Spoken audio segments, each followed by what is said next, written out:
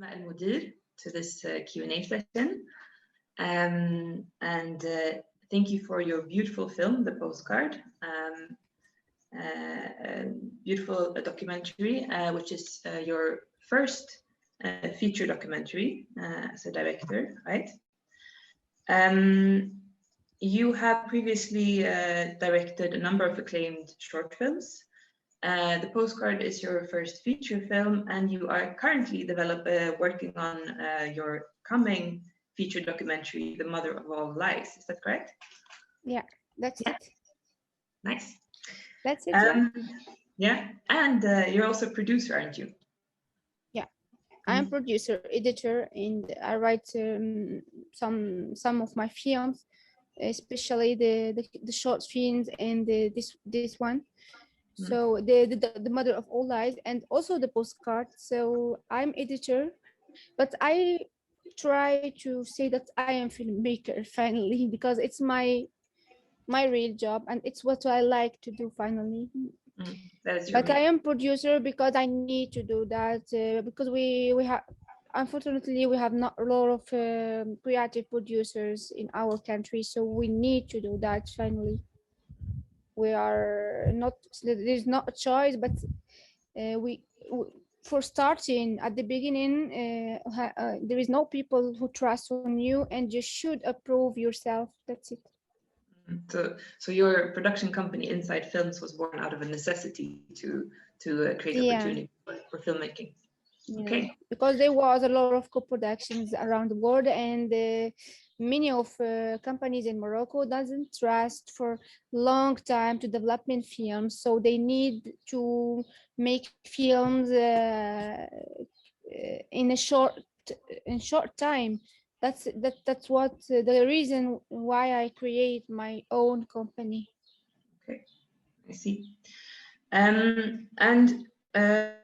The Postcard, your first feature documentary, as well as the film The Mother of All Lies that you're working on at the moment, are feature documentaries that in some way or another relate to your own personal family history, right?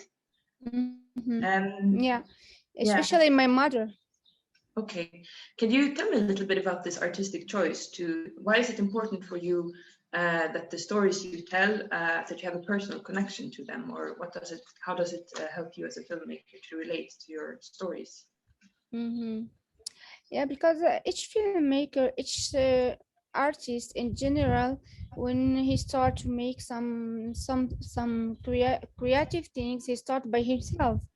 So that was when I was a child, I had a lot of things that I lived with my family, and when I grew up, I see that I will firstly start with that, and I was thinking that making a trilogy about my mother, it was for me it was just a starting point to understand a lot of things that happened when I was a child. And I started with the Postcard because I was thinking that before talking about me and about my relationship with my mother, I should firstly start where she was born, this mother, and where she was come. That's why the Postcard is about the Bible of my mother, and then the Mother of All Lies. It's another démarche. Another stage. Yeah, another stage. Because in the Mother of All Lies, I'm not looking for guilty people or denouncing anyone, but I'm trying to understand how we invent stories when we don't have any concrete or visual proofs of what has happened. Yeah. So I think that the third one also, it's about my mother, and the title is My Mother is Eternal, Ma Mère est l'Éternel Enfer, and that's it. That will be the trilogy, the last one, and I think that will be a fiction. Yeah. I'm not really it will be the cinema finally, universal, and it's gonna talk with the images. That's it.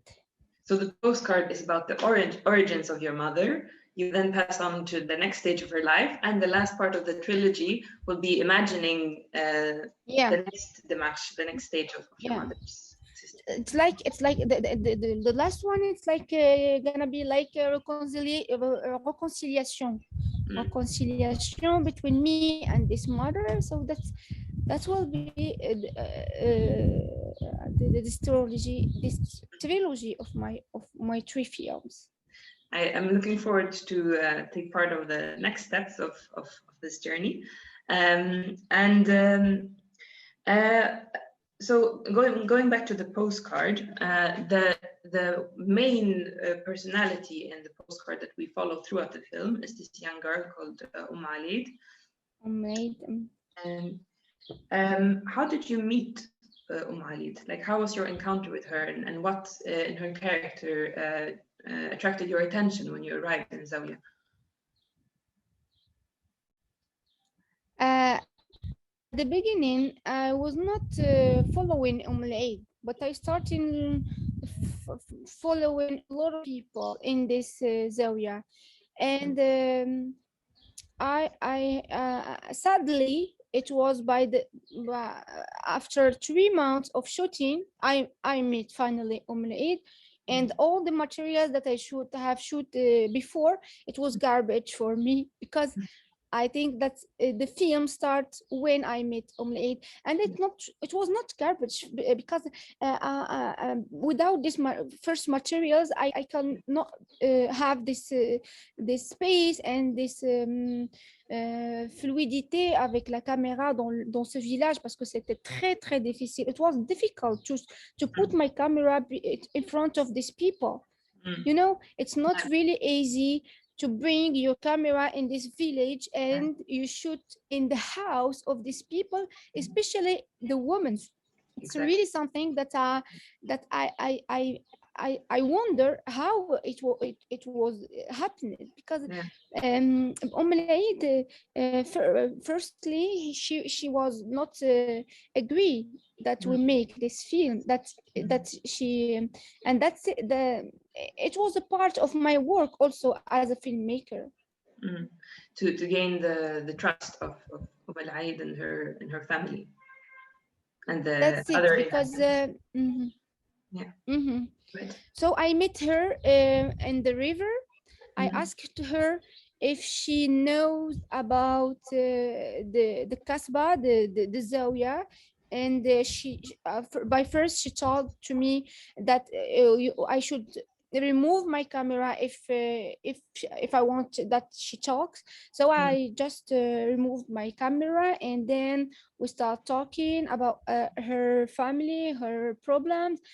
She lies for me by the beginning, and Really? because she didn't really tell me everything by first, but after 1 month of I helped her in her exercises, and then she trusts me, and she started to looking for me when I come to Zawiya, because I was lived there for 1 year. So she looked for me every day, because she tried to find this friend that she hasn't in this area. Okay, that I was understanding that the main character of my film, it will be this girl who try to escape this Zawiya, to go to the city and have a real education. And in what way did you feel when you met Eid that you could reflect your own personal story or your mother's story in her as a character? Yeah, when I met Eid, I started to project the life of my mother if she's still there. Yeah. How gonna be? Yeah, the life of my mother if she's still there. It's gonna be the life of Eid. That's what I imagine when I decide to put Eid as a main character in my film, and to remove myself, because I start to understand that I can never be the main character of this film, because there is a lot of people who had something to tell more interesting than my starting point. It was just a pretext that I'm coming in this area, but the story has changed and has really a lot of things. And certain moment, I decide to that I am not the main characters, but Eid gonna be. Yeah. And speaking of this, I would like to ask you actually about the choice to, like, in the beginning, let Al Eid introduce you. Actually, in the beginning of the film, she talks about you in third person as Asma, the filmmaker who is here, who's making a film about us, as if she's the one who's controlling the story. She's the narrator, and it's her film, not yours. How did you like think about this choice? Yeah, that's really, it was she likes to be an actress, and then I told her that you're gonna be the filmmaker and I will be the guest of this Zawiya. And then I give her all the responsibility of this film. I try to make her in confidence, because I don't want to be to bring a fake things. I told Eid, you are the film, and you are the filmmaker in this film. So she understands that she has a part of responsibility in this film. Did you feel also the same way as you saw your mother's life or your life reflected in her? If your mother would have stayed in the village, yeah, did you also feel that Al Eid was reflecting herself in you if she would leave the village? You know, that had a. Of course, yeah. It was a mirror. It was a mirror between me and Eid. If Eid, if my mother's still there, I will be Eid also, because I will never have an idea about how the city the city is. Then Eid, if she leaves the Zawiya, she starts to project himself on me. She wants that she travel as me, and she wants also to have a life like me, because she cannot leave the Zawiya because of her brother, of her family, of how the other people gonna talk about if she leaves this Zawiya without. But me, I have this opportunity to live, to travel, and to bring myself around the world. So it was a mirror. I was her mirror, and she was my mirror. That's it. Are you still in contact with Eid today? Of course, we talk. I have just talked with her yesterday, and now she start to her education, her study. She studied now in the city, and she asked me all times about some exercises in English, in French, in mathematics. So we're still together. We talk, and we never we keep talking, of course. And how does she feel about now being on the big screens all over the world? Yeah, she has a new life. She lived there. She's really happy with her own life, and because she has not to ask anybody to go to school or not, to go out or not. She feels like is like me now, so she starts a new life, and she's really happy, because I try to compare between how she was 3 years ago when I met her in the river with her coast goat, and now when she lived in the Zawiya, and I try to compare, and it's really another person.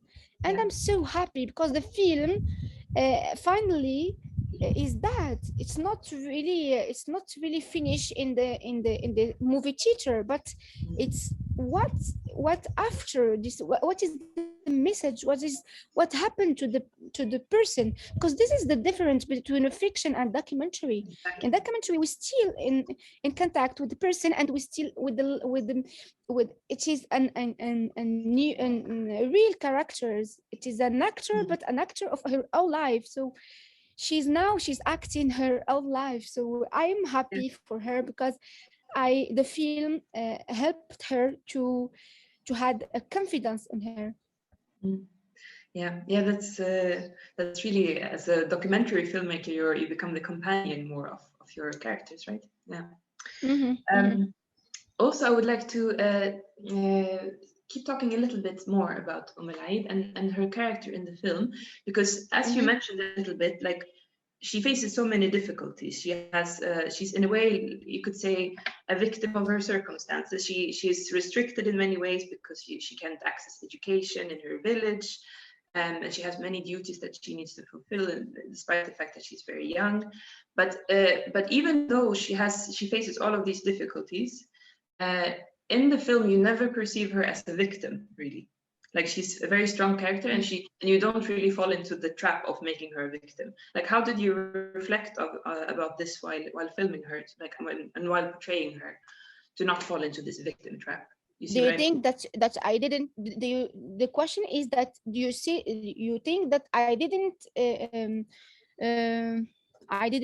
film Omelette as a victim? That's it? Non, dans le film, elle est vraiment comme une sorte de victime de ses circonstances, par les difficultés qu'elle envisage dans sa vie, ou qu'elle voit, expérimente dans sa vie, mais elle n'est pas représentée en tant que victime dans le film. Oui. Par vous, en tant que réalisatrice. Ouais. Oui, effectivement, c'était l'idée, pardon, je vais répondre en français, c'était l'idée de ne pas montrer Omelette comme victime dès le début, parce que ma caméra, elle n'était pas là pour victimiser les choses ou pour victimiser les gens, parce que vraiment, on n'a pas besoin de ça. Je trouve que on a déjà beaucoup de films qui présentent la campagne comme un endroit où il n'y a pas d'hôpitaux, il n'y a pas d'école, où il y a les gens qui agonisent, où il y a des gens qui ne vivent pas bien. Donc ça, on le sait. Ce n'est pas quelque chose de nouveau que je vais ramener moi dans ce film. Est-ce que je peux continuer en français ou... Oui, et je peux juste que je traduise au cours de la discussion. C'est juste cette question, oui. D'accord. Vas-y, allez-y. So what Asma was saying here is that there are already too many films made talking about the countryside as a place of marginalization, where there are no hospitals, no schools. It wouldn't really add anything new. So she wanted to do something more like portray the countryside and its inhabitants in any way. That's correct? Yeah, that's it. Oui. Alors, l'idée, c'était pas de montrer ce qu'on a déjà vu, mais c'est de entrer inside, dans le soi, et voir ce que Omelette va dégager si on va faire une petite captation de sa vie. On ne va pas intervenir dans ce qu'elle va faire ou de lui demander ce qu'il va faire, mais juste, moi, quand j'ai choisi mon personnage, je me suis dit, voilà, c'est ça ce que je cherche, c'est de refléter sur mon personnage et que mon personnage se reflète sur moi. Voilà. So the idea was to not really intervene in Aid's life or to affect in any way her choices, but just to be with her in part of the journey and like have this relationship where Asma as the director reflects on Aid and vice versa. Yeah, that's it. Okay. All right. I would also like to continue talking a little bit about this dynamic between the countryside and the city in your film. Like, because this dynamic is always there. When Aid's mother, for example, she's talking about, you know, like, if we people in the countryside, if we go to the city, we cannot even read the street signs, we're lost. So like this portrayal of the duality, or like the dynamic between the people in the countryside and the city, I think is interesting. And also interesting the way that in the film, the city becomes a strange place and the center of the universe becomes Zawiya. And like we see the city from the point of view of Zawiya and not the other way around. How did you think about it? So it was really, it was a line of, ok, je vais parler en français, désolé. Alors, c'était aussi une idée d'angle d'attaque, de regarder la ville, mais dans un endroit isolé. et de la part des yeux des gens qui n'ont jamais été dans la ville. Peut-être, par exemple, la maman de Eid, quand elle parle, elle dit oui, je veux pas que ma fille parte, mais en même temps, je veux qu'elle continue ses études parce que moi, quand je pars dans la ville, je me perds. Donc, je crois que c'était très, très forte aussi, cette phrase, parce que d'ailleurs, vous l'avez retenue, donc ça veut dire que le message est reçu. C'est que oui, on est là pour ne pas dire que la ville est mieux que la campagne, et non, non. C'est pas peut-être qu'à un certain moment, par exemple, quand j'ai passé 1 an et demi dans le village, je commence à poser la question, qui vit la meilleure vie, c'est moi ou eux? Et je commence à douter vraiment, c'est qui a la meilleure vie? Oui. Et ça, oui, et ça, je trouve vraiment c'est un moment fort que je l'ai senti vraiment. Qui a la meilleure vie finalement? Oui, je suis tout à fait d'accord que cette scène avec la mère de Omelait, c'est très, très fort. Okay, so Asmae was saying here that it's really the point to show like the city from the point of view of Zawiya, and that to have Zawiya as the center. And to not portray the city necessarily as better than the village, although Al-Aid's mother mentioned the fact that she wants her daughter to go to the city to have access to all the things that she doesn't, because when she goes to the city, she's lost. But so of course you have this dynamic of power where you need to have access to the city and you're marginalized in the village. But at the same time, in the film, it's you come to a point where you don't really know anymore what's actually better, the life in the city or life in the village. So there's no judgment in the film as to which life is better. Yeah, that's it. Right? Yeah. That's it, yeah. And it's also interesting, I think, to see, because of course the mother of Al-Aid, she talks about not being able to understand the ways of the city dwellers, or even the street signs and the things, that not being in control of the language, let's say, of the city, or having the skills required to manage life in the city. But I think it's also becoming very clear when we watch Al-Aid and everything she does and her family, all the skills that she has and all the things that she's managing in her daily life in the village that me, or probably you, or most people who don't live like this cannot do that. cannot do. Exactly.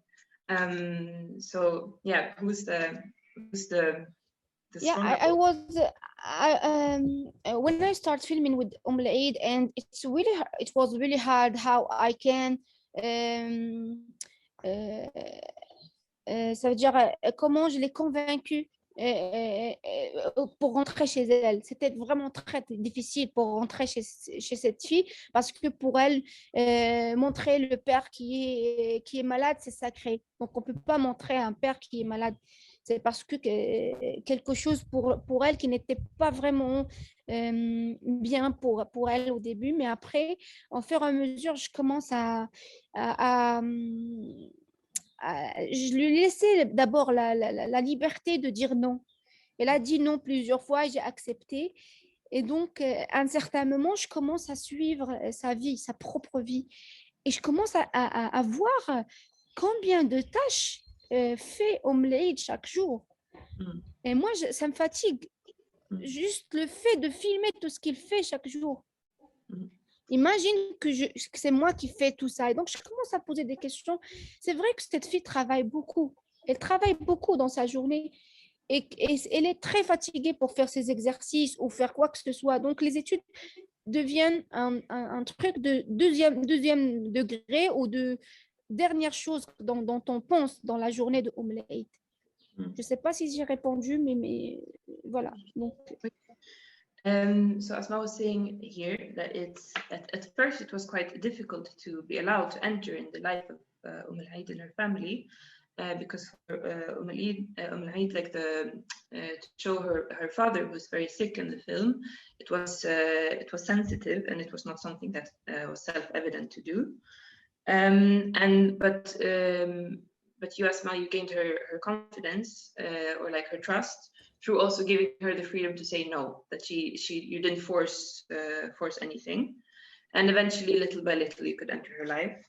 And when filming all the things that Al does throughout the day and all the work that she's carrying out, you realized how much this girl is actually handling on her own. And of course that her studies will not be the first priority because they're not the center of her life. Did I forget anything? No, it's good. No? Thank you. Yeah. Yeah. That's good. Yeah. I would like to talk a little bit also about the title of your film, The Postcard. Would you tell me a little bit more about the title and how you chose it? Yeah, because the starting point of this film, it was a postcard that I was found dans les affaires de ma mère. Donc, but in Arabic, في زاوية أمي, why this title? Because, for example, when we say زاوية, it means a corner, le coin. But in the film, زاوية is this place. So it's like in the corner of my mother. And I think it was c'était exprès de choisir ce titre en arabe, في زاوية أمي, parce que ça reflète le coin de ma mère. Qu'est-ce que je peux trouver dans c'est comme si fouiller dans le coin de ma mère. Donc, mais le titre en anglais, je crois qu'elle était très directe parce que c'était la carte postale, le point de départ pour faire ce film. Et donc, prendre un carton de rien et commencer à fouiller et à voir qu'est-ce qu'on peut trouver derrière cette image. Il y a toute une histoire humaine d'une fille qui s'appelle Eid, mais qui reflète toutes les filles de ce village et de tous les villages du Maroc. Mais ce n'est pas forcément de montrer la pauvreté ou l'hôpital qu'on n'a pas, ou je sais pas, ou les études qu'on ne peut pas achever dans la campagne. Mais non, c'est au-delà de ça. C'est un travail, c'est un voyage spirituel dans un coin que je ne connaissais pas et que ma mère n'a jamais affronté après son départ, et qu'on ne sait même pas si ces gens vont m'accueillir ou pas parce qu'ils ne connaissent pas aussi. Donc, c'est au-delà de dire que la vie de la campagne est très difficile et tout ça, parce que ça, on l'a déjà vu des milliers de fois, et ce n'était pas le but de ce film de montrer les gens comme des victimes, non. Et non, mais c'était vraiment une histoire humaine, poétique, ou comment dirais-je, Sophie, voilà, qu'est-ce que ça, Sophie, je sais pas, c'est un voyage dans un coin que je connais pas. Voilà, c'est à travers une carte postale, on peut découvrir toute une histoire. Voilà. So Asma, you said here that it's a little bit different between the title in Arabic and the title in English. And the title in English is quite straightforward. It's the postcard. It's the point of departure of the film was a postcard that you found in your mother's things that made you curious about discovering her origins and the place where she started her life. And to make this village more like human and not just like some stereotypical image that we've seen a million times before about the countryside, but to give it a more human aspect. But in Arabic, the title is different. في زاوية أمي, like in the corner, or like in the hiding place, or the corner of my mother, to show her little corner of the world and to give it a human face. And that you also said that it's almost like a Sufi journey, or like a spiritual and Sufi journey also to this village, which is also, I wanted to ask you about the Arabic title في زاوية أمي, because there's also a zawiya in the village, right? Yeah, because there's also the zawiya of a saint in the village, right? Yeah, that's it, because I try to.